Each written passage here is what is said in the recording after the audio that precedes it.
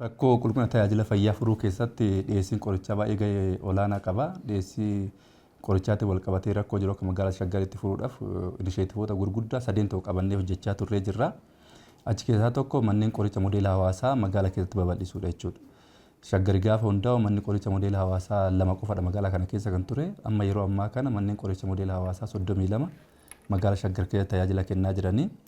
Kuni maalinni tokkoffaan hawaasni keenya naannoo isaatti itti dhiyeenyan qoricha akka argatu taasisa. Lammaffaa immoo qorichi gatiin isaa baay'ee olaanaadha. Keessattuu dhaabbilee fayyaa dhuunfaa keessatti komii guddaa hawaasni kaasaa ture. Dhaabbilee fayyaa mootummaa keessaa qoricha hin argannu, dhaabbilee fayyaa dhuunfaa keessatti garuu qoricha hin jira. Qoricha argannu sanuyyuu immoo gatii olaanaadhaan kan jedhu komiin kan ture. Kanaaf manneen qoricha modeela hawaasaa kun dhiyeessii qorichaa fooyyessuu qofa odoo hin ta'in hawaasni keenyas gatii madaalawaadhaan qoricha akka argatu taasisa. Rakkoo kana furuu keessatti manneen qoricha modeela hawaasaa keenya gahee olaanaa taphachaa jiran jechuudha.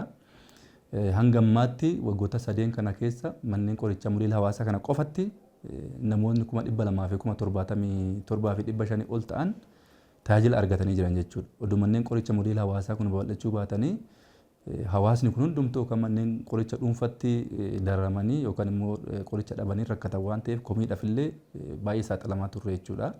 Kanaaf manneen qoricha modeela hawaasaa kun gahee olaanaa taphatan jechuudha dhiyeessii qorichaa keenya fooyyessuudhaaf. Akka magaalaatti dhiyeessii manneen qoricha modeela hawaasaa kana buufanni fayyaa tokkoo fi hospitaalli tokko manneen qoricha modeela hawaasaa tokko akka qabaatan karoorri keenya. Akka magaalaa Shaggaritti yeroo ammaa kana buufataalee fayyaa 35 tajaajila kennaa jiranii. Hospitaalli tokko tajaajila kennaa jira, 2 ji'a tokkoon booda hojii keessa galchina. Kanaaf dhaabbilee fayyaa kanaan gaafa madaallu manneen qoricha modeela hawaasaa 38 nu barbaachisa jechuudha. Kanaaf amma 32 tajaajila kennaa jiranii almost ijaarsa isaanii xumuramaa jira. Gaafa xumurre dhuma waggaa kanarratti manneen qoricha modeela hawaasaa 38 hanga 40 ta'u hin qabaannee jechuudha. Kanaaf isaan kun rakkoo gama dhiyeessii qorichaatiin jiru hawaasni keenyatti dhiyeenyaan akka argatuuf gatii madaalawaadhaan akka argatuuf dhaabbilee fayyaa keenya keessatti immoo qorichi argamuu hin dandeenye. Buufataalee fayyaa keessattuu amma qorichi isaanii hayyamamu qoricha hundaayyuu miti. Garuu immoo dhibamaan dhukkuba qabatee dhukkuba kamiyyuu qabatee dhaabbilee fayyaa dhufuu danda'a. Buufataalee fayyaa keenya dhufuu danda'a. Gaafa kana buufataalee fayyaa qoricha achi keessaa dhaban manneen qoricha modeela hawaasaa kanatti argachuu danda'a waan ta'eef hawaasni keenya salphaatti qoricha akka argatu taasisa jechuudha. Kanaaf akka waliigalaatti gaafa laallu manneen qoricha modeela hawaasaa kana babal'isuudhaan bittaa qorichaatiif bajata gahaa ramaduudhaan hojii hojjanneen yeroo ammaa kana hawaasa dhaabbilee fayyaa keenya dhufanii qorichoonni ajajameef keessaa parsantii 92 kan ta'u qoricha guutuu argatanii jiran jechuudha. Kun jijjiirama guddaadha akka jijjiiramaatti garuu immoo gahaa miti jechuudha. Nuti akka magaalaatti hawaasni keenya amma danda'amaa ta'etti parsantii 98 hanga 100 gahu qoricha dhaabbilee fayyaa keenya fi manneen qoricha modeela hawaasaa kanatti keessatti akka argatu taasisuudha. Kana immoo gochuudhaaf akka biyyaattis rakkoowwan adda addaa hin jiranii qorichi baay'een isaanii biyya alaatii galaa jira. Amma biyya keessatti parsantii 40 ta'u qofadha qoricha kan oomishaa jirru. Kanarraa kanas baay'een isaa biyya alaatii gala jechuudha.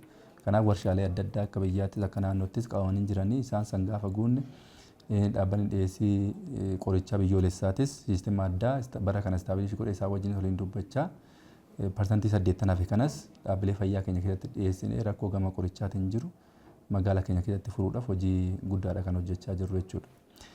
Gama biraatiin qoricha kana manneen qorichaa babal'isuu qofa odoo hin ta'in akkaataa ittiin sirna bulchiinsaa isaaniis ammayyeessan irratti hojjechuun baay'ee barbaachisaa ta'a jechuudha. Bajata qofa ramadanii manneen qorichaa babal'isanii qoricha achi keessatti guutuudhaan qofa rakkoo qorichaa furuu hin danda'amu. Bulchiinsi qorichaas baay'ee murteessaadha jechuudha. Baay'ee ogummaa guddaa kan barbaadudha.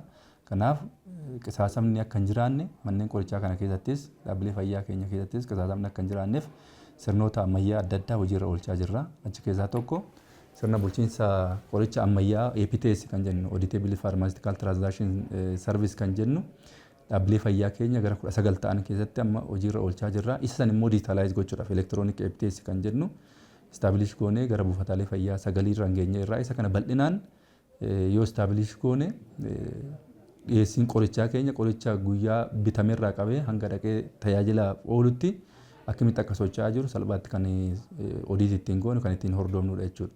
Dabalataan immoo biiroon fayyaa Oromiyaatis bifa addaatiin sirna bulchiinsaa qorichaa kana ammayyeessuudhaaf mosaajii addaa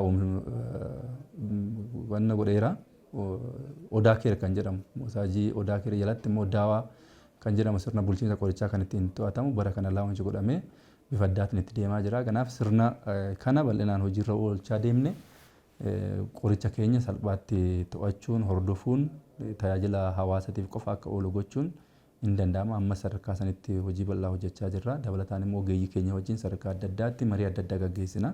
Gurmaana fooramii hojjetaa hin qabna.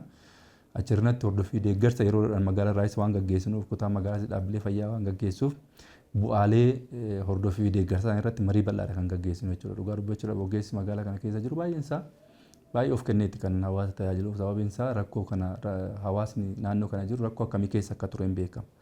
Kanaaf rakkoo san furuu kan qabamu danda'amaa ta'etti innuma waan taaneef isaa wajjin jalqaba irraa kan irratti mari'achaa turre. Kanaaf baay'ee dedikeet ta'anii hojjechaa jiranii boota hanqinni jirutti immoo isaa wajjin mari'annee duub deebii kennaa fi irratti mari'achaa sirreessati kan jirru. Akka waliigalaatti gaafa laallu gama dhiyeessii qorichaatiin jijjiiramni guddaan hin jira shaggariin booda garuu ammas rakkoo kana bu'uura irraa furree jirra jennee hin qabnu. Garuu boota rakkoon jirutti immoo adda baasnee karoora keenya keessa galchaa fooyyessaa deemaa jirra jechuudha. Kan qisaasama qorichaatiin xiqqeessu keessaa tokko dhibeewwan naannoo san jiran dhaabbilee fayyaa keenya sirna ittiin ragaa isaanii analaayiziin godhan qabanii ragaan hundumtuu hin galmee qaba. Ragaan galmee irratti galmaa'e sun immoo siistema DHIS2 jedhamu qabna. Siistema san keessatti ji'a ji'aaniin galaa achirraa immoo galchuu qofa odoo hin ta'in ragaa san xinxaluudha. Ragaa xinxaltee murteedhaaf fayyadamuudha jechuudha. Kanaaf dhiyeessii qorichaa keessattis dhaabbilee fayyaa keenya hundumtuu naannoo isaaniitti dhukkuba kamtu baay'ata kan jedhu ragaa san bu'uura godhatanii xinxalanii dhukkuba san bu'uura godhataniiti immoo dhaabbata dhiyeessii qorichaa biyyoolessaatiif qorichi kun akka nu dhiyaatu ni gaafatan jechuudha. Kanaan dura kan ture baay'inaan gaafa foorkaasti godhan yookaan immoo gaafa bittaa qorichaa tilmaamamu dhibee naannoo san jiru bu'uura godhatanii tilmaamuu irratti hanqina bal'aatu kan ture.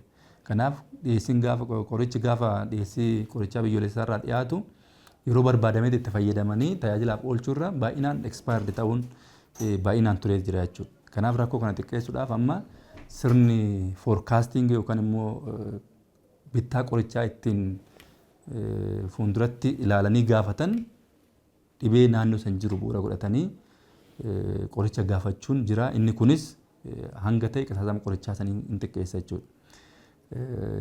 Gama biraatiin kan qisaasama qorichaatti xiqqeessinu sirna wal jijjiirraa qorichaati jechuudha. Dhaabbilee fayyaa keenya buufata fayyaa tokko keessa yookaan hospitaala tokko keessa qorichi bal'inaan kan jiru yoo ta'e qorichi sun immoo guyyaan isaa expire date isaa kan ga'e yoo ta'e buufataalee fayyaa biraa dafanii fudhatanii qoricha san itti fayyadamuu akka danda'an. Kana sirriitti gaafa qorichoota wal jijjiiran ragaasaa sirriitti qabatanii buufanni hundumtuu tajaajila hawaasaatiif oola waan ta'eef magaaluma keenya keessa jira waan ta'eef buufataaleen fayyaa sun qoricha wal jijjiiranii itti fayyadamuudhaan qisaasamni qorichaatti akka xiqqaatu gochuu keessatti gahee olaanaa qaba.